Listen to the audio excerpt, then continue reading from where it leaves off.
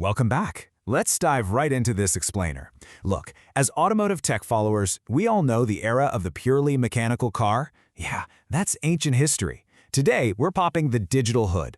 We're going to map out exactly how modern vehicles evolved into these absolutely incredibly sophisticated distributed computing platforms on wheels. It's wild stuff. We've got a lot of fascinating ground to cover today to fundamentally shift how you view the ride sitting in your driveway. First up, we'll look at the computer on wheels concept, break down the anatomy of these embedded systems, map out the vehicle's nervous system, see how millisecond reflexes keep us all safe, and wrap up with the software-defined future of driving. Let's get to it. Okay, part one, the computer on wheels, redefining the automobile. Let's start with a massive paradigm shift. Remember the old days? Early vehicles relied entirely on mechanical linkages. You turn the steering wheel, it physically moved the wheels. You hit the brakes, fluid physically clamped them down. Simple, right? Well, the modern reality is a totally different beast. Today, your car is a distributed computing platform powered by, literally, millions of lines of code. It's carrying more computing power than entire office buildings did just a few decades ago. Just to truly grasp the scale here, take a look at the sheer explosion of electronic control units, or ECUs. Even an entry-level vehicle packs somewhere around 30 of these things.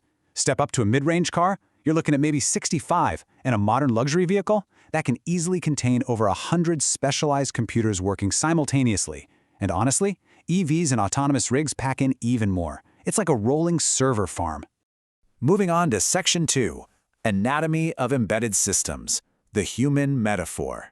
Because what's really fascinating about this immense complexity is how closely it actually mimics the human body. To wrap our heads around 100 computers working together, just think about anatomy. The engine, those are the muscles. The electrical system acts like the circulatory system, pumping power. The communication network is the nervous system, carrying signals. But here's the real kicker. There is no single, central boss computer running the whole car. Instead, those ECUs act as multiple, specialized brains managing different bodily functions completely autonomously. So what exactly is an ECU? Basically, it's a dedicated embedded computer containing a microcontroller, memory, and specialized sensors. The crucial takeaway here is that each ECU is uniquely optimized to do just one specific job, and do it incredibly well. These aren't general-purpose laptops. They are highly specialized experts focused entirely on their one task. And man, they run the entire show. You've got the engine control unit continuously optimizing your air-fuel ratio. We're talking many times per second to maximize efficiency. The transmission control unit nails your shift timing. Then you have a body control module, handling lighting and doors, climate control keeping the cabin comfy, and of course the infotainment system running your navigation and media. Literally every single function has a dedicated brain. Which brings us to Section 3, the vehicle's nervous system, connecting the brains. Because with dozens of independent brains doing their own thing, how do they not cause total digital chaos? Well, first, the vehicle has to actually feel its environment. Modern vehicles are basically vast sensor networks. They use hundreds of inputs, temperature sensors, radar, gyroscopes, you name it. They're continuously generating a mountain of data about what the car is doing and what's happening outside of it. To process all that sensory data, modern vehicles use dedicated communication protocols. We're talking about the CAN bus, LIN, FlexRay, and Automotive Ethernet. Think of these as the vehicle's actual nervous system. They let all those controllers seamlessly exchange info in real time. Without these networks, building a modern car would simply be impossible. Period. Imagine how this plays out on the road. A single broadcasted message on the CAN bus sets off this amazing domino effect. The engine controller calculates the RPM and broadcasts it. Instantly, and I mean instantly, the dashboard updates your display, the transmission controller reads it to time the next shift, and the stability control system uses that exact same data to keep the car planted. It's an absolute masterpiece of coordinated engineering. Next up, Section 4, Millisecond Reflexes and Safety, Protecting the Passengers. This is absolutely critical, because when it comes to safety, time is quite literally everything. Think about a collision. When crash sensors detect an impact, the vehicle doesn't have seconds to react. It has milliseconds. The airbag controller is continuously monitoring dynamics, and the split second the collision happens, it has to make a deployment decision.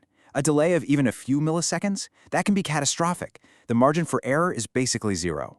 It's the same story with active safety systems, things like the anti-lock braking system to prevent wheel lock or electronic stability control to stop a skid. They monitor lateral acceleration and steering angles, and if things go sideways, they rapidly adjust braking force to individual wheels. They correct instability far faster and with way more precision than human reflexes ever could.